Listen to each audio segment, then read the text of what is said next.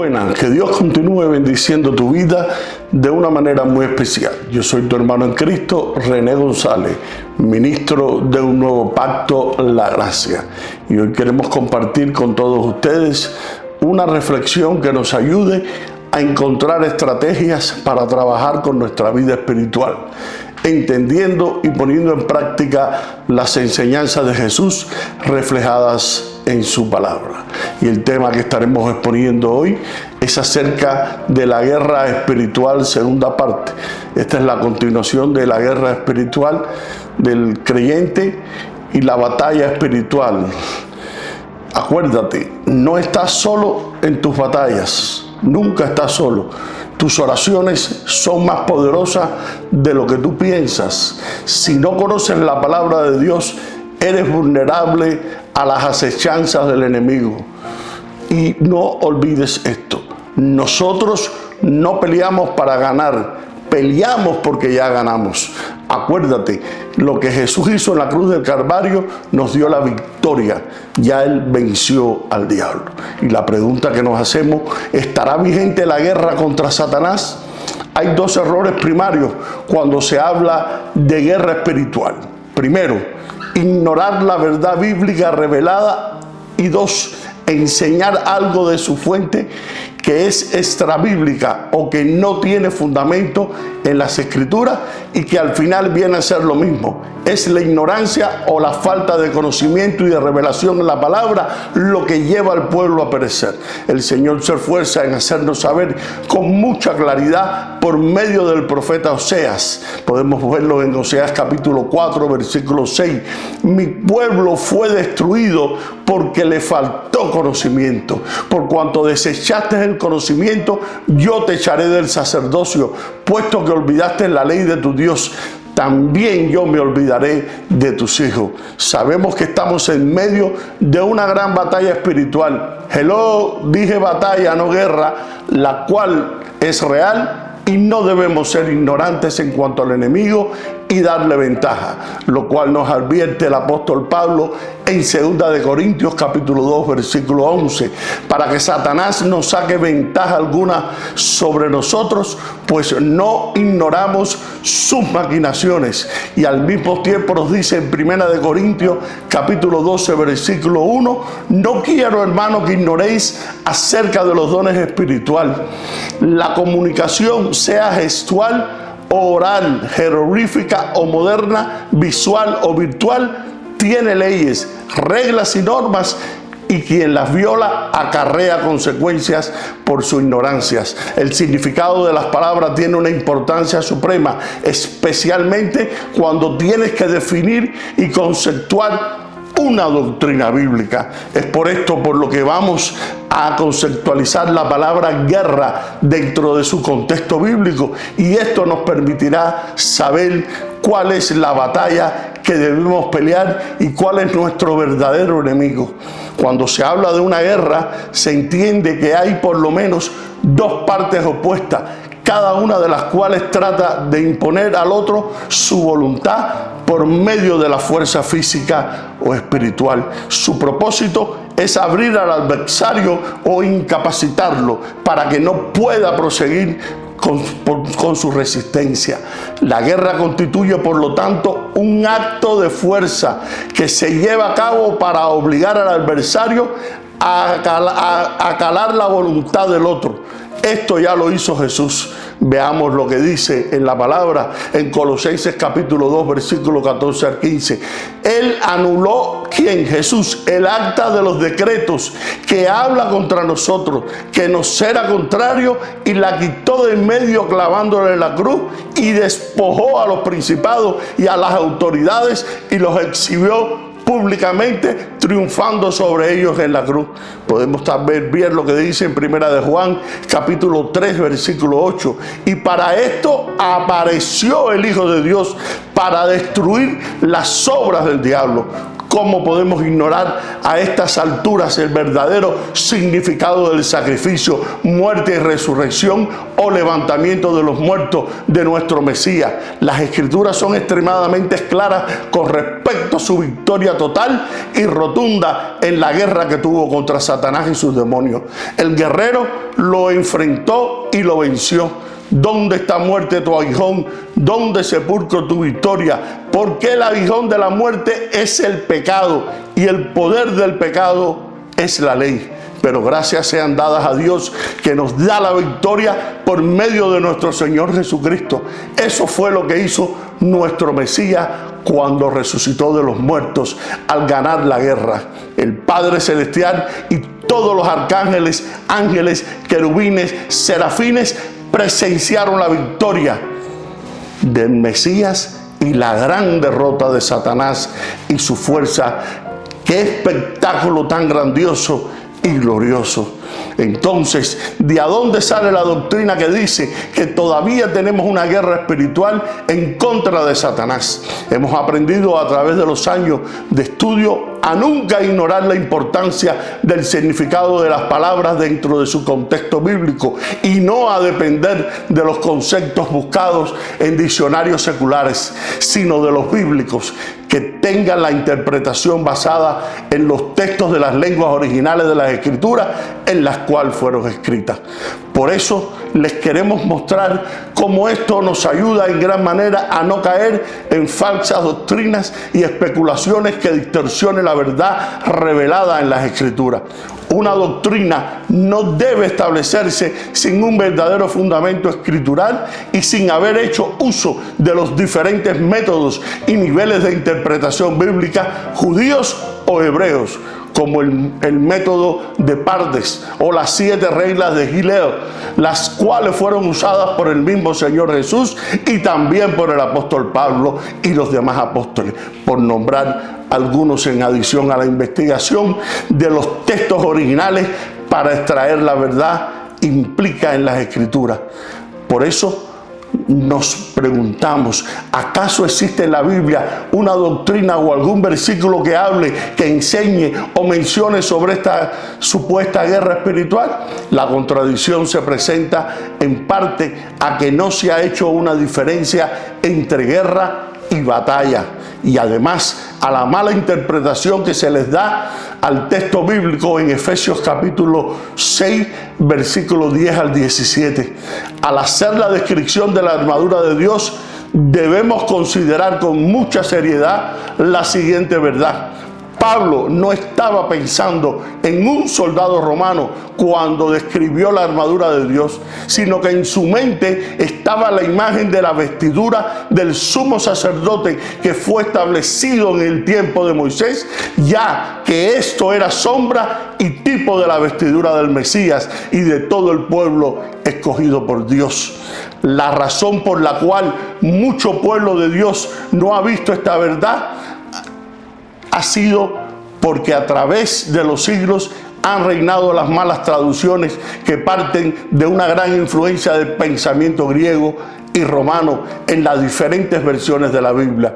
Y es precisamente esta influencia la que nos hace interpretar el pensamiento y las palabras del apóstol Pablo erróneamente, quien era judío, fariseo y preparado enteramente en la Torá, y establecer que él, al usar la palabra armadura, la estaba ligando a la imagen de un soldado romano, cuando en realidad esto era solo una metáfora que se refería a la vestidura que Dios entregó al Mesías y posteriormente a todos sus hijos. Usted se preguntará qué importancia tiene que Pablo estuviera refiriéndose a una armadura de un soldado romano o a las vestiduras del sumo sacerdote. Permítame decirle que de esta mala interpretación han nacido doctrinas que han conducido al pueblo de Dios a grandes errores, por no decir a grandes horrores.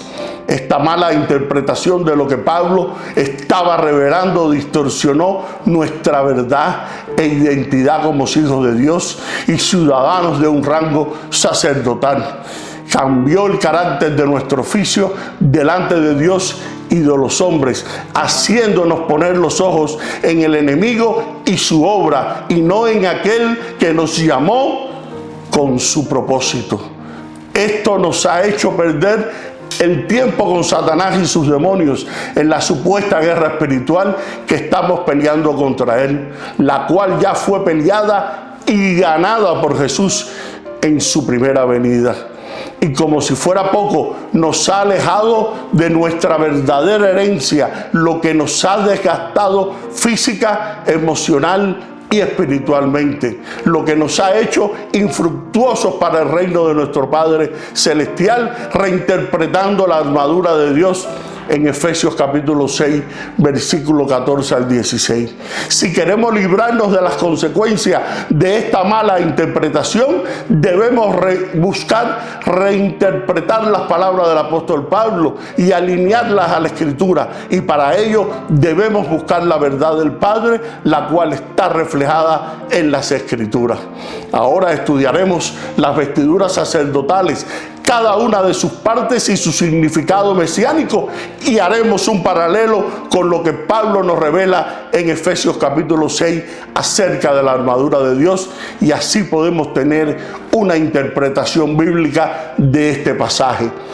Conociendo las vestiduras del sumo sacerdote, la podemos ver en Éxodo capítulo 28, versículo 3 al 4. Y tú hablarás a todos los sabios de corazón, a quienes yo he llenado de espíritu de sabiduría, para que hagan las vestiduras de Aarón, para consagrarle, para que sea mi sacerdote. Las vestiduras que harán son estas: el pectoral, el efod, el manto, la túnica bordada, la mitra y el cinturón. Hagan pues las vestiduras sagradas para Aarón tu hermano y para sus hijos, para que sean mis sacerdotes. Cuando el sacerdote se estaba vistiendo, colocaba sobre su cuerpo la túnica que lo cubría hasta los pies. Luego sobre esta colocaba un manto o túnica de fino lino, bordado un poco más corta. Enseguida sobre lo anterior se colocaba el efod, aunque existe discusión sobre él, si era tan grande. Algunas autoridades en este tema afirman que ciertamente no era una vestidura larga, sino más bien como una especie de chaleco con una correa alrededor de su borde, más un poquito abajo de la armadura por delante, o una especie de chaleco hacia atrás, amarrado por detrás con una apertura por delante para sostener el pectoral, pero como una prenda con mangas. Esa es la forma que sería. En conclusión, el efod cubría el frente y la espalda del sumo sacerdote. Un cinto especial en forma de 2 tirantes mantenían al efod en su lugar y servían además para sostener el pectoral. La pieza clave: una vez que el pectoral estaba colocado en su lugar, la única parte visible del efod era la parte posterior que cubre toda la espalda del sumo sacerdote. La última pieza de la vestidura sacerdotal era el turbante sobre su cabeza con la placa de oro. Era una vestidura de luz.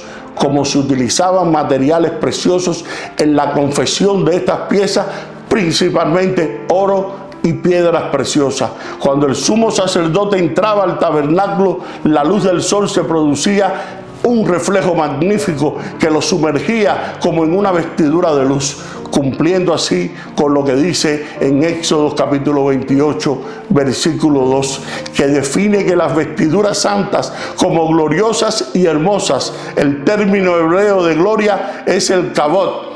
Tan esplendorosas eran estas vestiduras que el Talmud relata que el gran conquistador griego Alejandro Magno, cuando se encontró con el sumo sacerdote, se inclinó delante de él en reverencia y aseguró que donde quiera que estuviese, y ganase una batalla, la imagen del sumo sacerdote, revestido de sus ornamentos santos, se le aparecía a él como una visión. De esta forma, en el judaísmo del segundo templo, las vestiduras sagradas se relacionan con la luz, como la gloria y el esplendor que venía del Elohim. Sería entonces extraño que Pablo, un rabino formado por Gamaliel dentro de los fariseos del siglo I, se refiriese a la vestidura del creyente como las armas de la luz, como vimos en Romanos 13, versículo 12.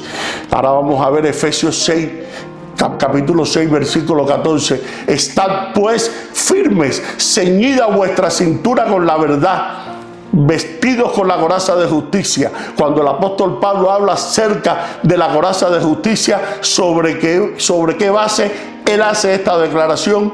Al examinar mucho con cuidado las vestiduras del sumo sacerdote, es cuando podemos entender el lenguaje utilizado por Pablo. La coraza de justicia, el pectoral del sacerdote, sobre el efod estaba colocada el pectoral, y el cual recibía el nombre de pectoral de juicio o de hacer justicia. Eso lo podemos ver en Hebreos capítulo 28.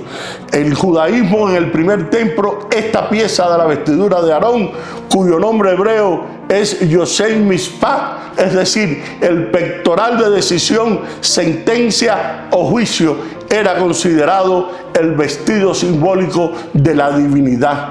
En efecto, en Isaías capítulo 59, versículo 17, el profeta declaró: se vistió con la coraza de justicia y puso el casco de salvación sobre su cabeza.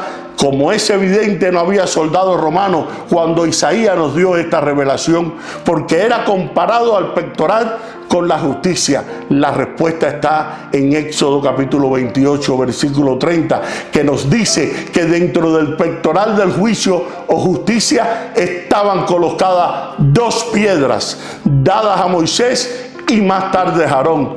Rashid, uno de los más importantes comentaristas de la Torá en la Edad Media, afirmó que había recibido de sus maestros que el Urim y el Turim no eran piezas manufacturadas como el resto de las partes del tabernáculo, sino dos piedras que contenían el nombre sagrado del Elohim.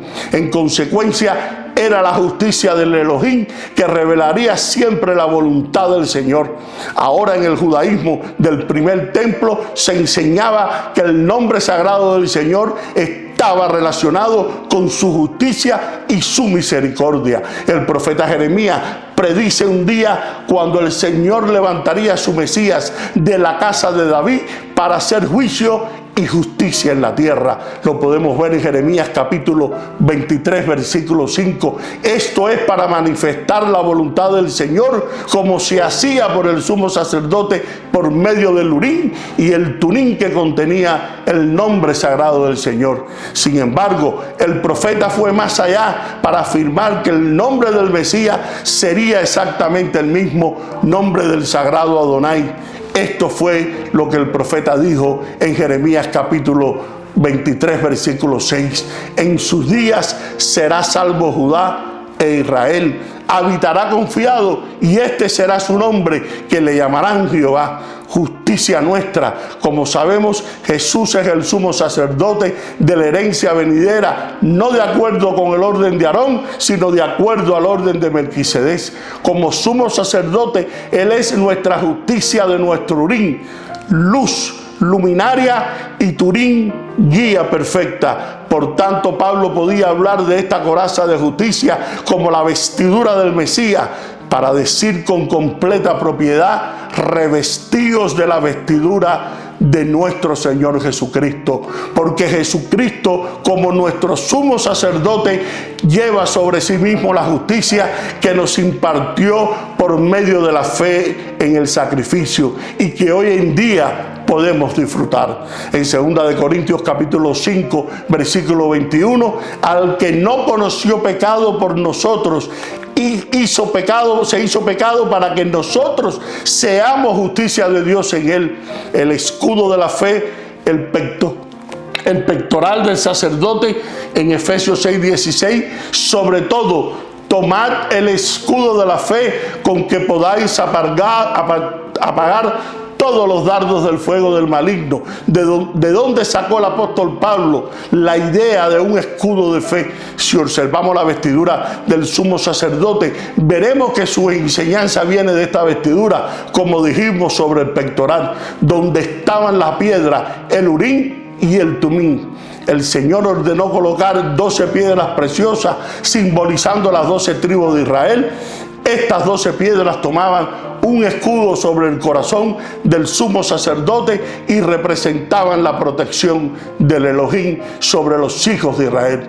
Observe que el pectoral protege el corazón o el espíritu del hombre. Leamos lo que está escrito en Éxodo capítulo 28, versículo 29. Así llevará Aarón los nombres de los hijos de Israel en el pectoral del juicio sobre su corazón cuando entre en el santuario como memoria perpetua delante de Jehová. ¿Qué significa para memoria perpetua delante del Adonai? Como leímos, estas 12 piedras colocadas en el pectoral o en el escudo estaban allí para recordatorio o memoria delante del Adonai y representaban el juicio y la justicia que el Eterno haría sobre la humanidad, simbolizada aquí por las 12 tribus de Israel, y que Él ejecutaría para que se cumpliese toda justicia a través del Mesías.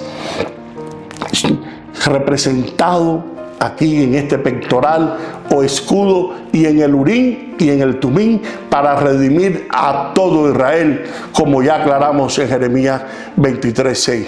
En sus días será salvo Judá e Israel habitará confiado, y este será su nombre, que le llamará Jehová, justicia nuestra. Un Targum antiguo lo explica de la siguiente manera. El rabí Yoshua de Esquini dijo: en el nombre de Rabí Leví, de manera semejante, Aarón utilizó el pectoral como un escudo para entrar en el lugar santísimo en el día de expiación. El escudo de la fe, entendido también claramente cuando analizamos en Génesis capítulo 15, versículo 6, y creyó Abraham a Jehová y le fue contado por justicia. Fe en la Biblia viene del término hebreo emuná, que a su vez viene de la palabra amán, y es de donde viene la palabra amén. Emuná significa la obediencia, la seguridad de confiar en alguien o depender. Comunica la idea de perseverancia y firmeza en la guianza de Dios del pacto. El término es usado por primera vez aquí en Génesis 15:6. Emuná, este es un término que indica que la fe expresa una forma de vida acorde con lo que se cree. Esto es apegar mi vida a lo que creo, obedecer lo que creo, hacer y vivir conforme a lo que creo. Dicho de otra manera, son mis hechos diarios los que muestran y confirman mi fe, y no la fe griega, en donde mis convicciones intelectuales están aisladas de mi forma de vida. Muchos creen en lo que dice la Biblia, pero no viven lo que creen. Así que con esa coraza o escudo delante de Dios para el recordar y hacer justicia por su gracia para con el hombre. Igualmente a emuná obra y actúa como escudo que se apaga y destruye todo dardo del fuego del enemigo. Cuando oímos y creemos, confesamos y actuamos por fe, basados en lo que la palabra revelada del Eterno dice y establece para nosotros. Espero que esta enseñanza acerca de lo que la Biblia nos dice acerca de la guerra espiritual, segunda parte, te haya sido de gran bendición para tu ser interior y la puedas poner en práctica en tu diario caminar en el Señor. Debido a que esta enseñanza acerca de la guerra espiritual es un poco extensa, te propongo que la prosigamos en el próximo espacio como una tercera parte. Y ahora queremos pedirte que si estas enseñanzas han sido de bendición para tu vida, te exhortamos a suscribirte a este canal y que nos compartas en tus redes sociales. Y no olvides, con el único propósito, para que la palabra revelada corra y sea glorificada. Y queremos que nos escriba Queremos saber tus comentarios. Y ahora me despido hasta una próxima ocasión. Bendiciones y gracias por tu sintonía.